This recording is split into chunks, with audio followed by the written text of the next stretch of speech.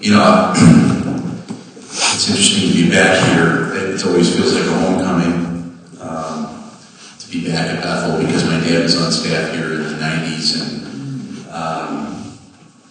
you know, I think the Lord gives us an ability to love people. And sometimes He gives us an extra measure of love for certain people, either because they need it or just because of that special to us. For me, for our family, I know for my dad, Ron was somebody he had a lot of love for. And that carried over. I inherited a lot of the relationships that my parents had. What a blessing that is to have that transferred generationally from my parents into my own life. And my parents' friends have become my friends. And, you know, an extended family in many ways. So,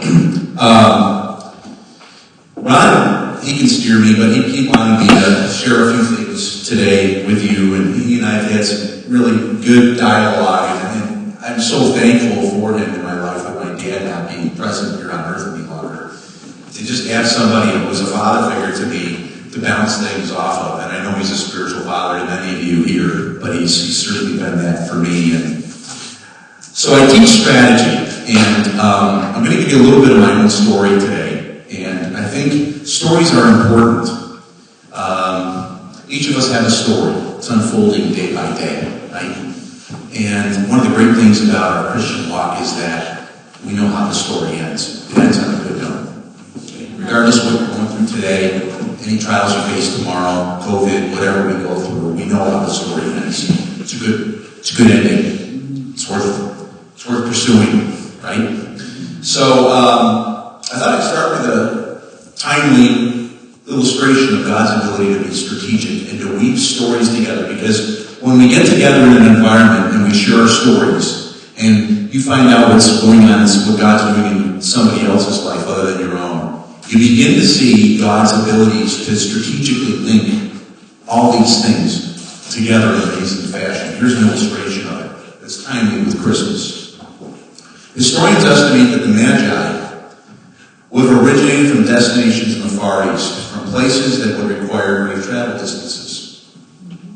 There's an Armenian tradition identifying the Magi of Bethlehem as Belshazzar of Arabia, Melchior of Persia, and Gaspar of India.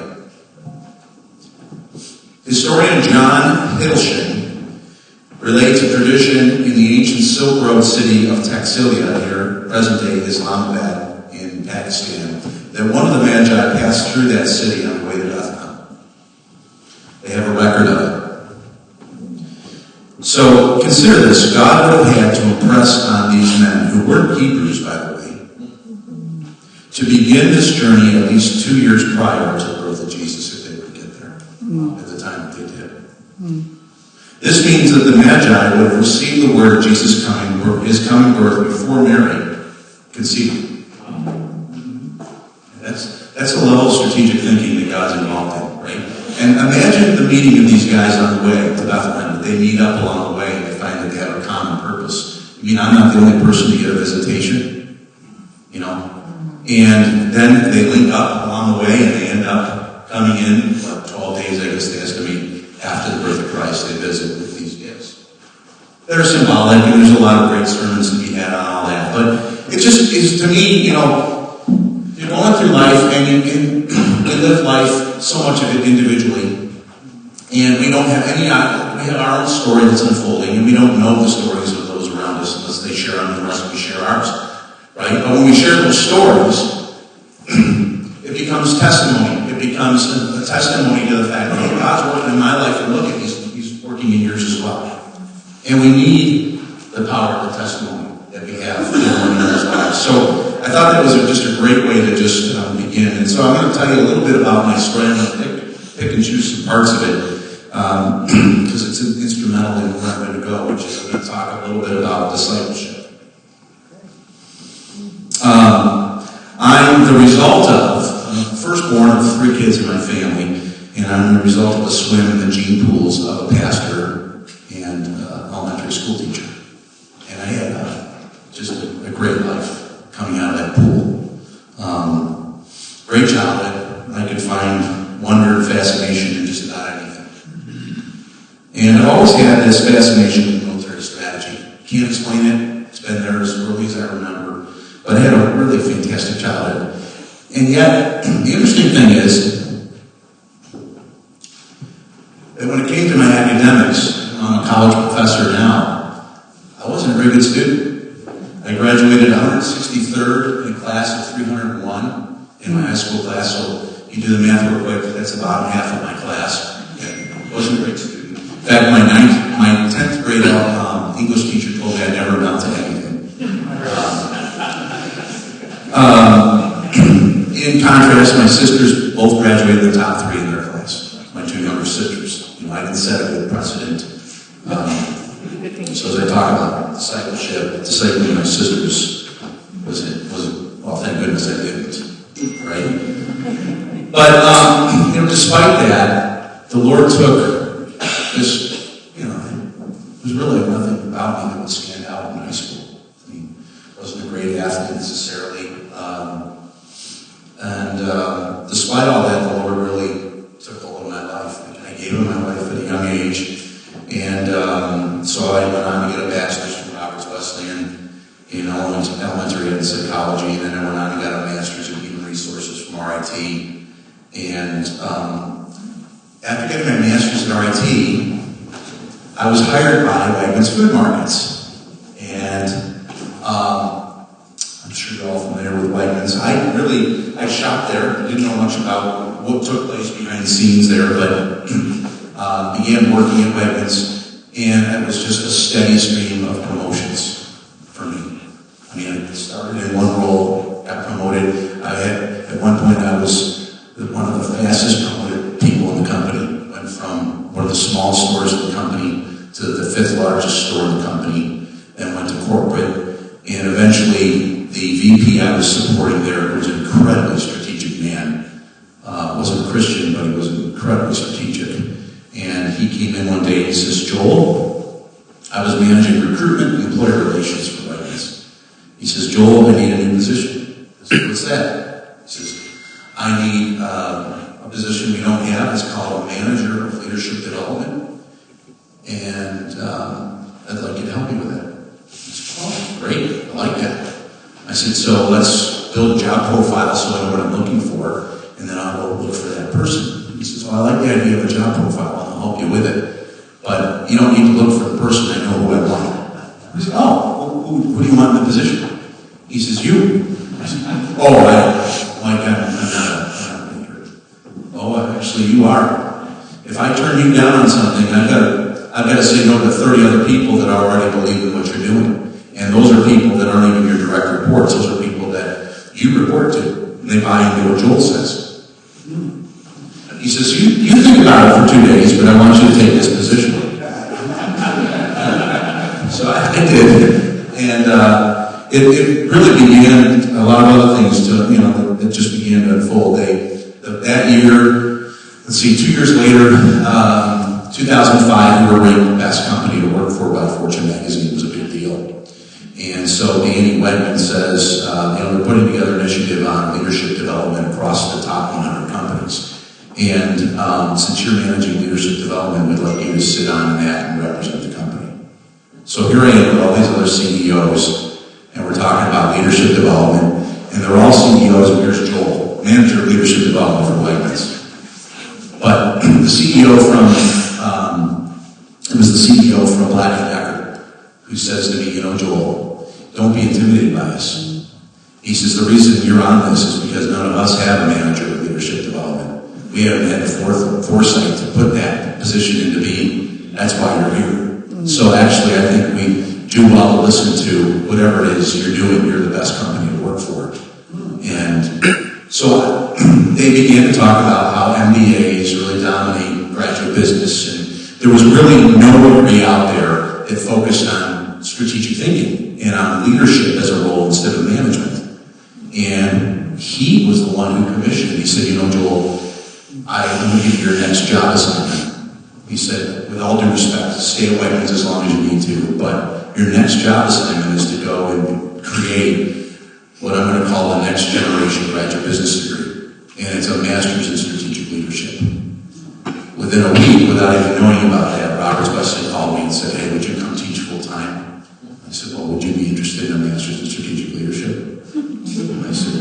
Sure.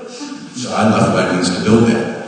And that's what I've been doing ever since. So, honestly, my life is just, up until age 45, my life's just climbing. I mean, the Lord is just opening doors for me and promoting me. And it was amazing, honestly. I got to go through the FBI Citizens Academy, which was an amazing experience. Skydiving, and walked 20 hours flying a plane, and I've done some incredible stuff. And and none of it's my own doing, really. I mean, it's all stuff that the Lord has done on my behalf and opened doors for me. So I graduated from Roberts. Unfortunately, I became an atheist after graduating from Roberts. I'll never forget approaching my dad. I can remember, I was thinking about this the other day, and I remember exactly where I approached my dad to let him know. I said, Dad, been thinking about it, and I'm going to be an atheist. Here it comes, it's going to rain down on me, because my dad can be pretty heavy on things. And he says, really, why'd you make that call? Well, I don't know whether I believe it because it's true, or whether I just inherited a belief system. And an inherited belief system isn't going to be enough to carry me. So I've got to really start with ground zero, where there's no God, and figure it out for myself. He says, oh, I like that. He says, will you do me one favor? I said, sure. Just keep me in the loop. I'd like to know what you find. I said, I actually turned to him and I said, so is that it? He goes, yeah. I support your decision. I'm like, and honestly, I expected there to be a little bit of a contest with Dad on that, but no, there wasn't. So I simply just, took some time. Didn't take me long. I think I spent about a year as an atheist. And I looked at, I realized that nothing times nothing equals something, and it took a lot more faith than, and now I can walk any of my atheist friends through it. In fact, I just did that last week with one of them from RT, and he's decided he's a theist. He hasn't taken it beyond that, but he's a theist.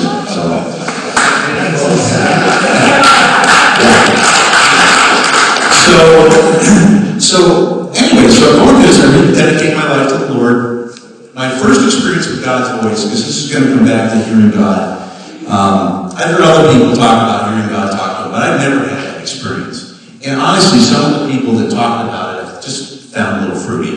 And and as I read God's word, he called me to bear fruit, but not be fruit. So I really struggled with that whole piece. And yet, I had this day, I'll never forget this. I had a day where I recommitted my life to the Lord. The woman I'd been dating at the time, who I really loved, and she came from an atheistic family, and hostile atheistic family. And it ended our relationship, really. And so it broke up, it took me 6 hours to break up with her. She and I had set a date on the calendar.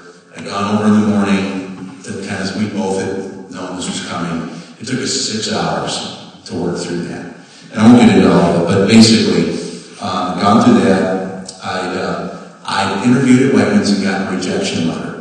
They unfortunately called me 6 months later and offered me that job, but initially I got a rejection letter. And then my car stalled on a bridge. And I remember coming home that night, and I was so angry with the Lord, because I blocked traffic for probably 2 miles with that car breakdown. And I got a ladder out, and I'm out in the backyard. My best friend, who was my roommate at the time, he comes over and he says to me, what are you doing? It's 11 o'clock at night. What are you doing with the ladder? I said, I'm so ticked off with the Lord right now. I just recommitted my life to the Lord, and he knew that I'd done that. And I said, and this is what I get a day like this? I lose the gal I love. I lost a job opportunity I really wanted, and my car breaks down. All in one day. Where is it? And I'm getting up and I'm letting him know. I want to get as close to him as I can. I don't want to see me doing it. And he says, well, I'll come up with you. I said, oh, don't go up there, because I'll tell you, he might strike me down. I'm mad. So God bless him. He gets up on the roof with me. I put the ladder up. I climb up on top of the roof. And I neighbors thought, because I really was mad. I was mad. And I let the Lord have it. 2 days goes by. I'm at work at RIT. I was working there at the time. And a woman I worked with 3 years earlier, very devout Catholic woman, comes walking over to my office. She knocks on the door and she says, "Can I see you?" Sure. I can tell she was shaking. And teary, probably woman maybe in her 60s. I said, "What's going on?" She says, "Well, I pray every morning on the way to work. And I've never heard the Lord's voice before in all my years. But I did today." And she starts to tremble. She was shaking. I said, "She was, you're going to just think I'm a freak show. But I have to come tell you." I mean, I tried not to, actually. But I sit in my workspace. I just can't. I have to come tell you. I said, "Okay, no, go ahead. I want to know. So what did he tell you?" She says, "Well, I'm driving to work." And she says, "Oh, this is not going to make any sense." But she says, I want you to go see Joel today, Gene. And I want you to tell him that I know about the girl. I know about the job. And I know about the car." And she looks at me and she says, "Does that make any sense?" "Yeah. What else did he say?" He said that he knows you've committed your life to him. And if you'll follow through on that commitment, he's going to bless you beyond anything you could imagine. Okay, all right. And that was the first time I had a personal word from the Lord. Was through her. Okay? But I've always been somewhat of a reluctant leader. Never really wanted this story with Wegmans is concerned. It's true just about everything with me in leadership. I don't usually want to. There's no self-promotion in me. If there is, it's very little. And, when it came to ministry, I never really wanted to be in ministry. I see other pastors' sons and daughters who want to. I just couldn't relate to it. It wasn't, in fact, the last couple of days I thought about it. I thought, well, Lord, why didn't I ever want this? Because I never wanted it. I'd rather be an eviction technician or a woodpecker at a sweater factory, honestly, than be in ministry. And honestly, here's the thing. I decided, because I have such respect for people who are in ministry, so it's kind of an interesting thing to not want to do that myself. And I realized, because I was kind of just mulling through this last couple of days, that the reason I didn't want it was because my dad was never around when I was a kid. I remember birthday parties. My dad wasn't there because he was visiting somebody in the hospital that needed him. And, God's word took precedent over family. So if anybody called, and needed something, a visitation in the hospital, he was there. And it didn't matter that I had a birthday party or a game or anything like that. He wasn't there. And I didn't like that. And I didn't want to repeat that for somebody else. So I suppose that's where that was. So I've really avoided ministry opportunities. Even this is a little bit new for me. So, but here's what changed me. At 36, I had a gal move in 3 doors down from me. Most beautiful woman I've ever seen. And she was in a tough spot. And it took me a while to get the courage to go over and talk to her. But once I did, I was captivated, really. She had skills and talents I didn't have that countered my own. And then I led her to the Lord. And we got engaged at a Genesee Country Village this time of year. And one of those Yuletide for country tours, I don't know if you've ever been out, it was a magical night. And then the following year, my dad married us out there in the church on Genesee Country Village. And easily the best day of my life was my wedding day. And so that was really the height of life for me. I had this amazing career, now I had married this gal that I really loved, and then the 4 fell out.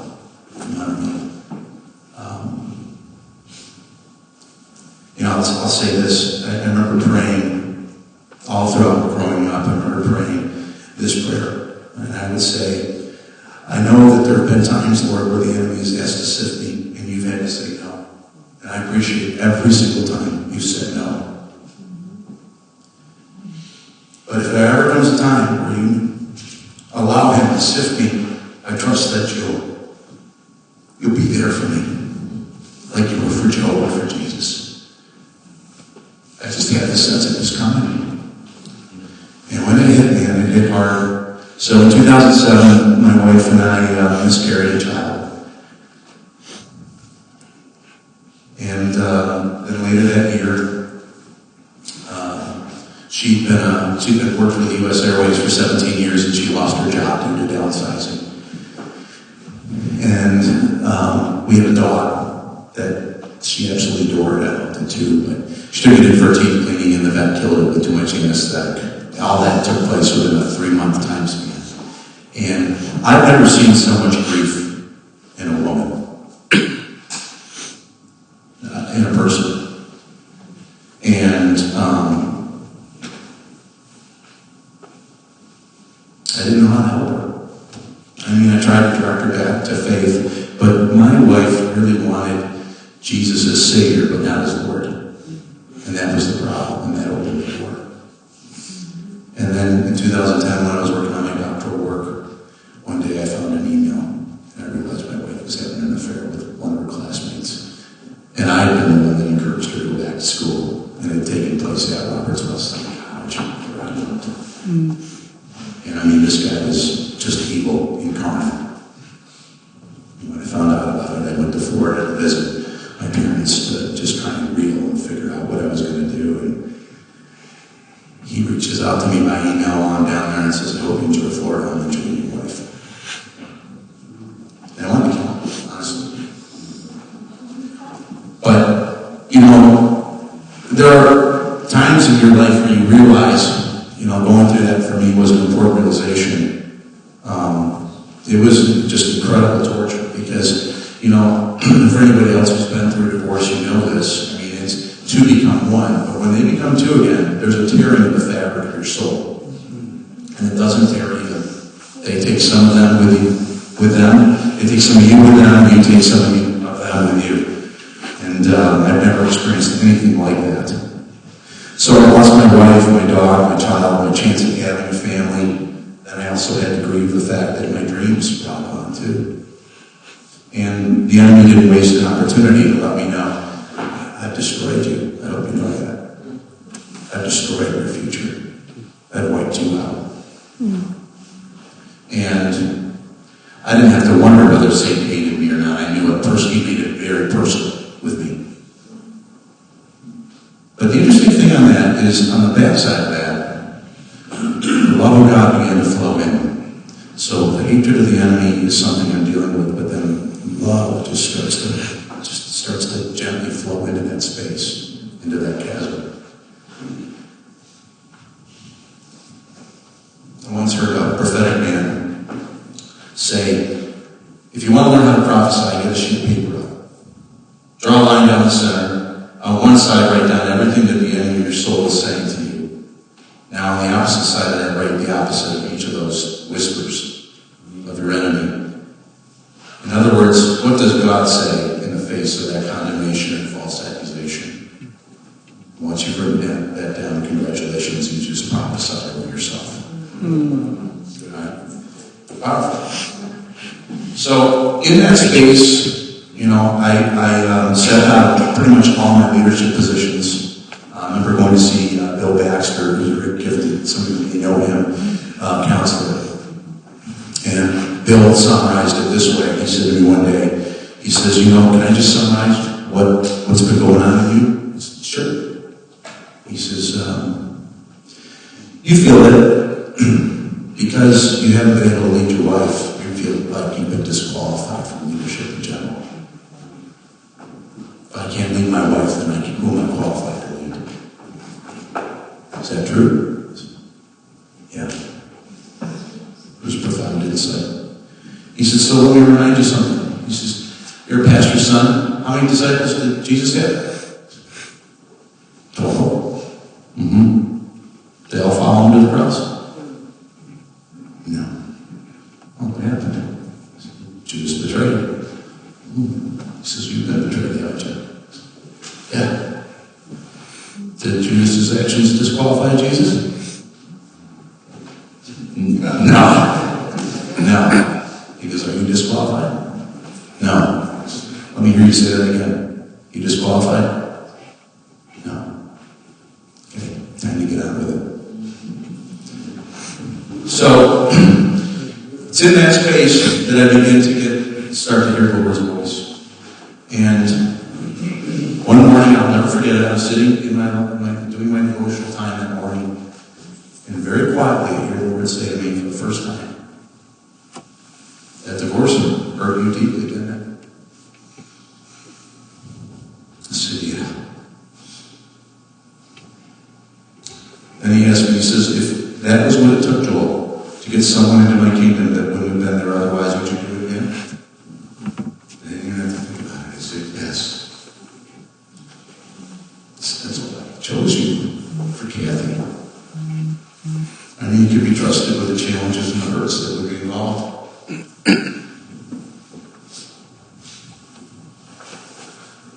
You sat around and thought, well, you made a mistake. I said, I didn't make a mistake. I said, no. You've been sitting around for like a flag. I couldn't be prouder of you. Yes. And that woman today, I'll tell you this, she's remarried in South Carolina, and she's made a commitment to the Lord, and she's growing by leaps and bounds, and I couldn't be prouder. So I had this dog left. We got a second dog, and when she left me with this dog. And the dog passed away. And that was the last thing for me. I don't know why, at the time I didn't know why I was grieving so deeply, but I lost this dog, and it really affected me. So I've got oh gosh, what did I have? Not COVID, but I had bronchitis. And I'm sick. You know, when you're sick and you're spending time alone, man, it really magnifies loneliness, right? So I'm sitting there that morning, and the Lord says to me that morning, and he asked me a question again. He says, how much money do you have in your 401k account? And I'm thinking, my 401k account? I'm going through this, and you want to talk about my 401k? And I'm not the kind that thinks much about my retirement. I look at it a couple times a year, and I put the money into the account, and I don't really think much about it. I said, well, I don't know. I was kind of smart with him. I said, well, I don't know how much money I got there. He says, would you say you have more money in that account than any other? So, wow. Do you miss it? No. Why not? Well, because I don't have access to it. I'm not old enough to get it anyways. And number one, and number two, I just trust it'll be there for me when I do retire. And this is what he said back to me. He said, Joel, you need to think of heaven as a 401k account. It's the best analogy I can give you this morning, because you're missing your dog. You have wealth here that exceeds anything that you'll ever experience on earth. I have Cagney, she's sitting right here. She's never been there. And she's actually still your dog. I gave her to you to enjoy forever. You just don't have access to her right this minute. But you will. And next time you won't be in a relationship that's with her that's limited by years and by health. And so, we can't write off the questions that God asks us. Genesis 3:9, what the Lord God called to man is one of the first interactions we see between Adam and after the fall, when he's hiding and he's going through hardship. The Lord pursues him with a question. Where are you? The book of Job is full of questions that God has for Job.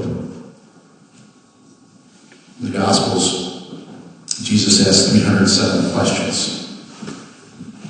of others. He rarely answers them.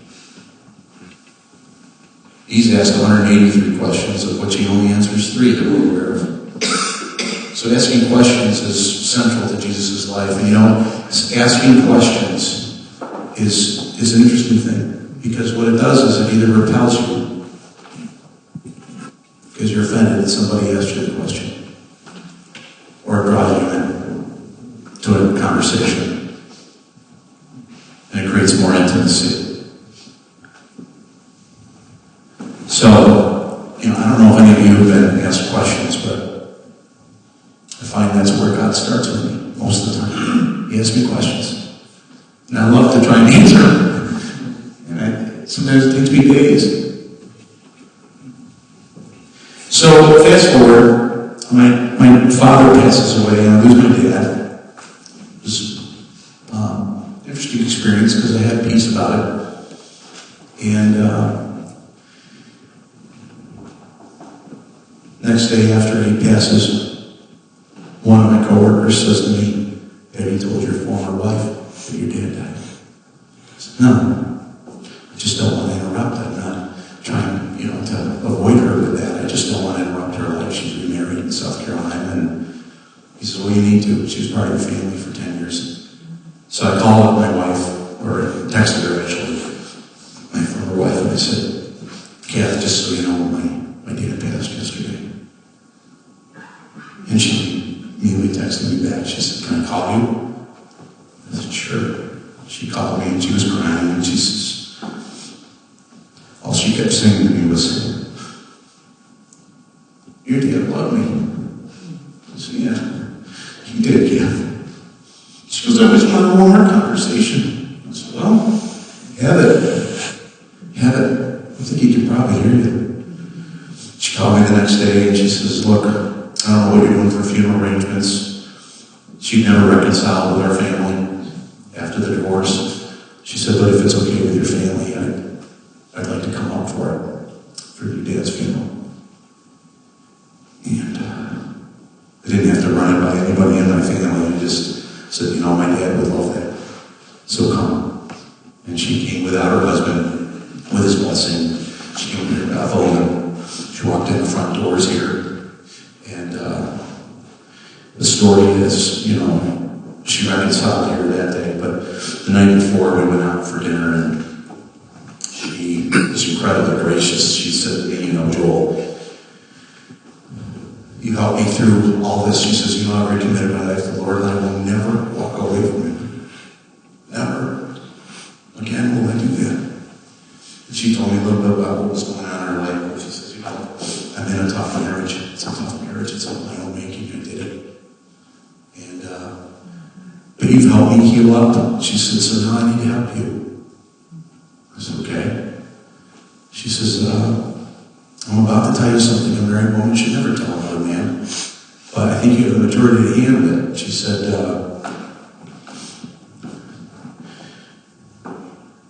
"You never brought it up, but I said something to you that was incredibly destructive, and you need to bring it up right now." I said, "Okay, what's that?" She says, "You know what it is." She says, and she began to cry at the table. We were out for dinner. And I said, "Oh, and I found out about the affair. I confronted you. You said you wished you'd never married me." That's it. She said, "I didn't mean it. Just wanted to hurt you."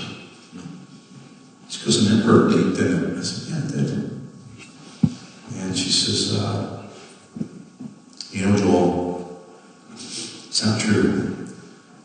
And I want you to know that you'll always be the love of my life. What I did to you was wrong. And I can't take it back. I can't undo it. But you need to know that you didn't do anything deserving of what was done to you. In fact, I look back on it now, it's all a blur. Can't imagine doing something like that to somebody else. But, the Lord basically restored me in that conversation, and the funeral was part of that. And so, the Lord works on this developing of trust with me, and then I'll close here with this piece. Because I'm finishing up with some healing and things that He's working on with me. And one morning, He comes to me and He says, "All right, I want you to start discipling." And I've never said no to the Lord on anything, but on that I did. I said, "No, I'm not doing that. I told you I don't want ministry. I don't." And about a year goes by, disciple yet? I said, no. Lord, I don't know. I've never seen that done well in the church. Never. I haven't seen an example of it anywhere. If it happens, and I'm sure it does, it's not the result of a program or a church ministry someplace. It just happens between two people. I don't know the first thing about how to disciple anybody. So no, I don't want to do that. And I don't like to say no to you, but I don't know how to do it. About 6 months later, he says to me again, are you ready now? I said, you really want this, don't you? He says, yeah, I do. I said, okay, I'll do it. But you're going to have to give me somebody to help me with it, because I don't know anything about this. I mean, I can teach, but I can't do this. Not without your help. And so, he says, you call your sister, and you reach out to Don Finto down in Tennessee, in Nashville, Tennessee. He knows how to mentor, disciple people. Okay, so I reached out to my little sister Jessica in Nashville, and she knew Don. And Don, by the way, is pastor to Amy Grant, that she came out of his church, and Michael W. Smith came out of his church, and he's still in a relationship to them, still mentoring them and growing their fact. I talked to Gary Chapman at the Mario Murillo thing, and he was telling me how Don has mentored him. And I said, Jessica, will you see Don have a conversation with me about discipleship? She texted me back. She says, yeah. He says, he'll do it this Saturday at the Starbucks in downtown Nashville. You tell him I'll be there. So I met him in Nashville. He gave me in this little Starbucks. And he gave me, he's 91. Gave me 2 hours of his time and just said, his first question to me was, why do you want to do this? I said, I don't. He goes, that's why God chose you. I said, really? He goes, yeah. He doesn't want the people that naturally have a lust and affinity for it. He wants the people that reluctantly will do what he's asked them to do. He goes, so here's how we do it, Joel. Here's what you have out in front of you. And the interesting thing was the night before, I'd taken my sister to a Nashville Predators game to see the hockey game. We had these great seats, we were right up front. And the guy next to me is in the sound business, and he and I struck up a conversation. He says, what brings you down here? I said, well, I'm going to go pastor, come on. Well, which one? The guy named Don Finto. He goes, oh, Papa Don? He's my mentor. I said, really? He goes, oh yeah, you're in for a treat. Guy's amazing. I said, but you're in the sound business. He goes, oh yeah, it doesn't matter what you're called to or what your giftings are. He draws them out, he encourages you in them, and then sends you out in that. And he nurtures your faith in the process too. Next morning, we were out for breakfast at this little muffin shop, cute little muffin shop in the outskirts of Nashville.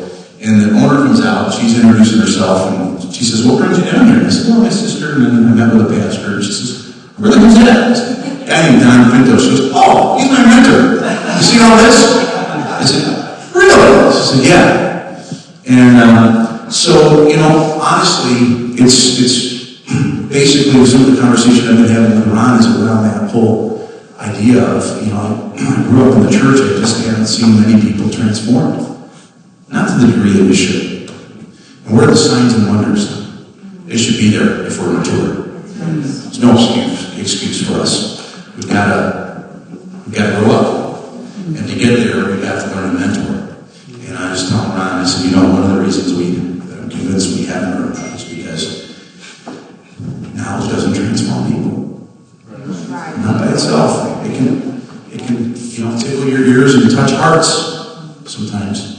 But if it doesn't get to your hands and your feet, that's where the transformation is. The transformation is in the tactics and the call to action. Okay, so you like what I just said? Here, go practice it. Okay? So, it compels you, much like Ron did in the service last week, so what's keeping you up at night? And let's go to prayer now. Let's help one another through those sleepless nights. And everybody stand up that's dealing with that.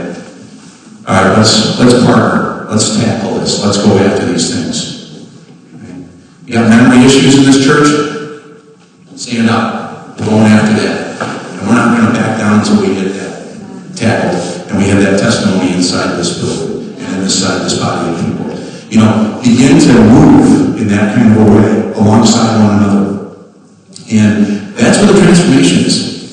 And I've seen it. And, if I wonder sometimes about why I'm at Roberts, it's because I was exposed there for the first time from pedagogy to andragogy, from what it looks like when we take it beyond knowledge and we say to somebody, all right, here's a chance to put it in practice. So that's really where I'm at, and I just want to challenge you